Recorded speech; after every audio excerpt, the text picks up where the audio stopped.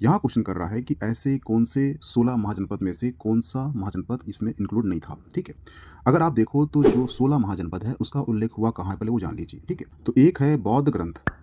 ठीक है, उसका नाम क्या है? उसका नाम है आगंतुर निकाय। आगंतुर निकाय।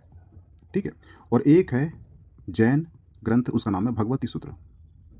भगवती सूत्र। इन दोनों में ही 16 महाजनपद के बारे में बताया गया है। ठीक है, यानी कि 16 महाजनपद की जानकारी सर्वप्रथम हमें कहाँ से मिलती है? आगंतुर निकाय, बौद्ध ग्रंथ और जैन ग्रंथ भगवती सूत्र से प्राप्त होती है। जो 16 महाजनपद है उसमें से आपको रखना याद दो महाजनपद मेनली, एक है मगध, ठीक है, और एक है अवंती। ये क्यों याद रखना है? इसके पीछे रीजन है, मगध जो महाजनपद है ये 16 महाजनपदों में सबसे शक्तिशाली महाजनपद थी। हुआ क्लियर? अब अवंती की बात करें तो अवंती जो है क्षेत्रफल में सबसे बड़ी थी। हुआ क्लियर? इसलिए दो जनपद तो आपको याद होना चाहिए। ठीक है, सबसे शक्तिशाली पूछेगा तो उसका नाम है मगध, सबसे बड़ी पूछेगा क्षेत्रफल वाइज में तो वो है अवंती। हुआ क्लियर?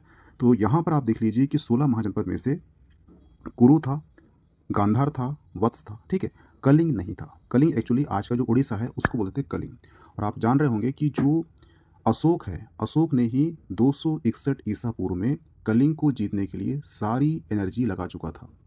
हुआ क्लियर? और इसी युद्ध के बाद जो है कौन? अशोक ने बौद्ध धर्म को अपना लिया था। हुआ क्लियर? तो कलिंग जो है ये 16 महाजनपद में शामिल नहीं था। हुआ क्लियर? तो इसका जो आंसर होगा वो ऑप्शन डी होगा। तो यहाँ से क्वेश्चन करेगा कि 16 महाजनपद का उल्लेख किन दो ग्रंथों में दिया गया है? तो जो बौद्ध ग्रंथ है उसका नाम है आगंतुर निकाय और जो जैन ग्रंथ है उसका नाम है भगवती सूत्र।